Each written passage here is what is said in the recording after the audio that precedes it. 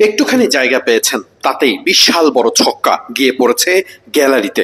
কখনো বা দেখাচ্ছেন পাওয়ার শো।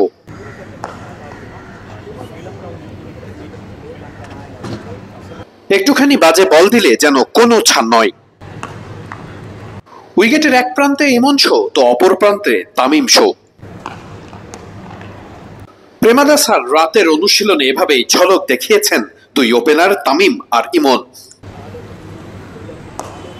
ডাউন দ্য উইকেটে এসে মিরাজকে মারা ছক্কা নিশ্চয়ই দারুণ বার্তা দেয় বাংলাদেশের ওপেনাররা। উইকেটের এই প্রান্তে যখন চলেছে তামিম ইমন ঝড়, আর এক প্রান্তে নাইম শেখও জানিয়েছেন তিনিও কম যান না। উইকেটে যত সময় তানজিদ হাসান তামিম আর পারভেজ হোসেন ইমন ব্যাটিং করেছেন, তত সময় তাদের উইলও এভাবেই ঝান্ডা উড়িয়েছে। বিখ্যাত প্রেমাদাসায় বাংলাদেশের ওপেনাররা দ্রুত রান করার জন্যই ঝুঁকবে, সেটা একেবারে সুনিশ্চিত। আগের দিনের অনুশীলনে নাহিদ রানা থেকে শুরু করে শ্রীলঙ্কার নেট বোলার কাউকেই ছাড় দিতে চাননি বাংলাদেশের দুই ওপেনার তানজিদ হাসান তামিম আর পারভেজ ইমন। একটা সময় তো দুই ওপেনারকে দেখে মনে হচ্ছিল বাংলাদেশ হয়তো বা কালকে টি-20 খেলতেই নামবে। তবে বাস্তবতা কিন্তু আসলেই ভিন্ন।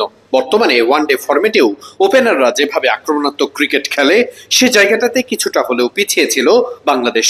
তানজিদ হাসান তামিম আর পারভেজ হোসেন ইমনকে নিয়ে হয়তোবা সে পথেই হাঁটতে চায় মেহেদী হাসান মিরাজের বাংলাদেশ দল। খুব স্বাভাবিকভাবেই শ্রীলঙ্কার বিপক্ষে নিশ্চয়ই সেই ব্র্যান্ড অফ ক্রিকেটই খেলার জন্য ছুটবে টিম টাইগার্স।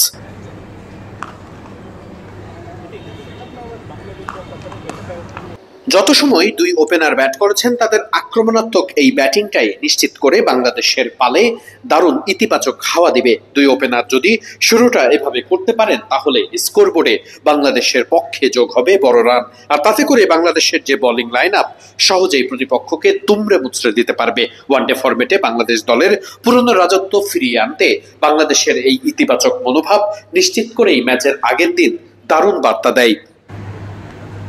অনুশীলন দেখতে মাঠে তখন উপস্থিত দুই বোর্ড কর্তা, প্রধান নির্বাচক গাজী আশরাফ হোসেন লিপু এবং ক্রিকেট অপারেশনস বিভাগের প্রধান নাজমুল আবেদিন ফাহিম।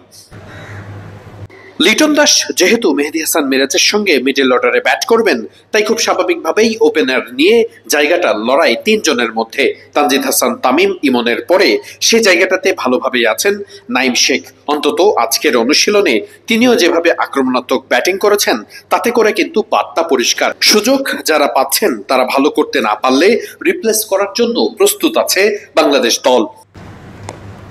তামিম লিটনরা শেষ পর্যন্ত কালকে কি করবে সেটাই দেখার আশায় পুরো বাংলাদেশ।